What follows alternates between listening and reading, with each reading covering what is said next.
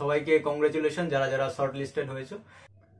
সবাইকে শুভ সন্ধ্যা। তো এতক্ষণ সবাই হয়তো জেনে গেছো যে কলকাতা পুলিশ মেনের রেজাল্ট বেরিয়ে গেছে। তো আগের ভিডিওতে জাস্ট আমি শেয়ার করেছিলাম, হয়তো তোমরা দেখেছো, যে আমাদের যারা যারা দিয়েছিলাম তাদের যে মনোভাবটা ছিল, এবং আমার জিনিসটা আমি শেয়ার করেছিলাম যে প্রশ্নপত্র কেমন ছিল। এমন নয় যে কাট আপের কোনো ভিডিও করেছিলাম সেই রকম ভাবে, ঠিক আছে, জাস্ট প্রশ্নপত্র কেমন লেগেছিল বা সেই রকম একটা প্রশ্ন মানে ভিডিও, ওই রিলেটেড একটা ভিডিও দিয়েছিলাম যে প্রশ্নপত্র যথেষ্ট হার্ড ছিল। আমি যেটা বলেছিলাম যে অতটা হয়তো যাবে না, অনেকে অনেক কিছু বলছিল, এমন নয় যে কথাটা একদম মিলে গেছে, ওই রকম কিছু নয়। মানে জাস্ট আমি বলেছিলাম যে আমার নিজেরও কঠিন লেগেছিল এবং টাইম ম্যানেজমেন্টের অনেক ব্যাপার ছিল তাই। আর অনেকে হয়তো ফ্রিকশন অফ কিছু কিছু কম নাম্বারের জন্য হয়তো ছুটে গেছে। তো বলবো যে যাদের বেশি নাম্বারও আছে, প্লাস আমার নিজেকেও বলছি, যতক্ষণ না শেষ অবধি ফাইনাল মেরিট লিস্টে নাম আসছে ততক্ষণ হাল ছাড়বো না বা ছাড়া উচিত নয়।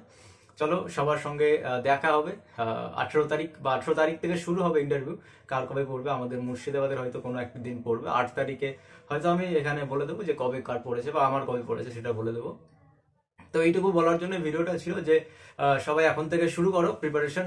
যেহেতু শেষ অবধি যতক্ষণ না ফাইনাল মেরিট লিস্টে নাম আসছে ততক্ষণ হাল ছাড়বো না বা হাল ছাড়া উচিত নয়, ঠিক আছে।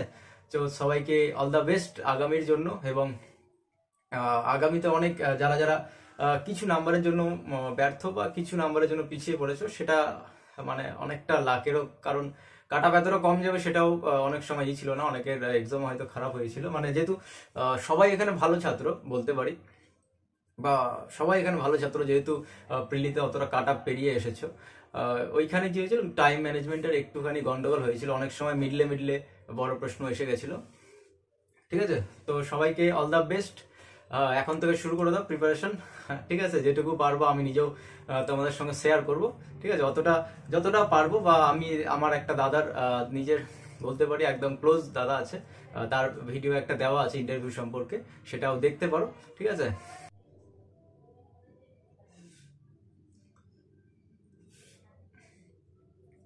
আর আমার আর আমার নাম্বার কত আছে সেটা নিয়ে আমি ভিডিওটা করছি না, কারণ আগের ভিডিওতে আমি বলেছি, বারবার বললে সেটাকে একটা খারাপ দেখায় বা।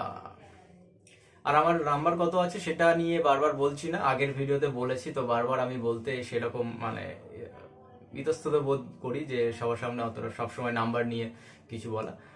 তো একটা কথাই বলবো যে যার যত এসছে, চলো শেষ পর্যন্ত দেখা যাক কি হয়। চলো সবাইকে টাটা।